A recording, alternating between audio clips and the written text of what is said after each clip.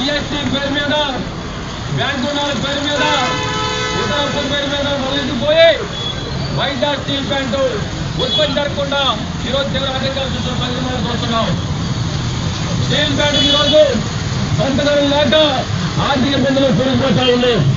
దేశంలో అన్ని ప్రభుత్వ రంగ ప్రైవేట్ రంగ స్టీల్ ప్లాంట్లకి సంతకాలు కేటాయించి వైజాగ్ స్టీల్ ప్లాంట్ ఎందుకు సంతకాలు కేటాయించాలని చెప్పని కేంద్ర ప్రభుత్వాన్ని రాష్ట్ర ప్రభుత్వాన్ని మనం డిమాండ్ చేస్తా ఉన్నాం.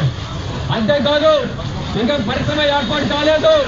ప్రైవేట్ ఆర్సిలర్మిట్టల్ స్టీల్ ప్లాంట్ కి బదులు కేటాయించమని, దానికి రైలు మార్గం అయితే లేట్ అవుతుందని చెప్పని పైప్ లైన్ ద్వారా సరఫరా చేయమని చెప్పినటువంటి ముఖ్యమంత్రి ఇక ఉన్నటువంటి పేద నాయకులు వైజాగ్ స్టీల్ ప్లాంట్ కోసం మనం అడుగుతా ఉన్నాం.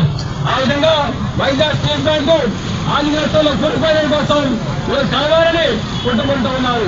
దానిలో భాగంగానే నాశనమైనటువంటి ముడి సరుకుని సరఫరా చేసి మార్కెట్ లో వైజాగ్ స్టీల్ ప్లాంట్ తరఫున నాణ్యత కెపాసిటీని పెద్ద కంపెనీల కోసం ఈరోజు కొనుగోలు చేస్తూ ఉన్నారు.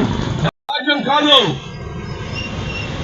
నవంబర్ నెలలో 284 కోట్ల రూపాయల నష్టాలు కారుకులేవు. మీ విధానాలు కాదా, మీ నిర్ణయాలు కాదా?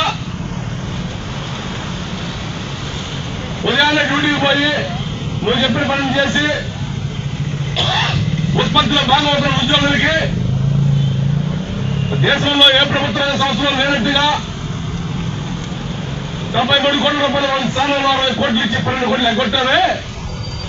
నువ్వు ఎగ్గొట్టిన 12 కోట్లు కూడా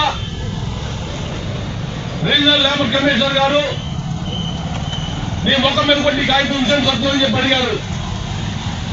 ఇది తప్పని చెప్పారు. వెంటనే ఇమ్మని చెప్పారు. అయినా నీ శివంలో శివం వస్తున్నావా, లేకపోతే నీకు కనపడ్డా లేదా? డిసెంబర్ నుంచి సబ్సిడీలు అమలు చేయడం వీళ్ళని చెప్పారు.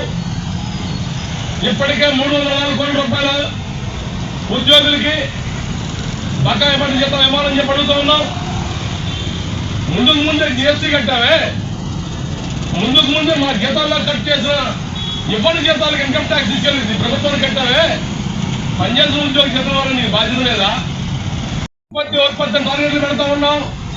ఉత్పత్తి సరిపడా ముడి సరుకు పెట్టామన్నా ఉన్నాం. ఈరోజు మేము సిద్ధంగా ఉన్నాం.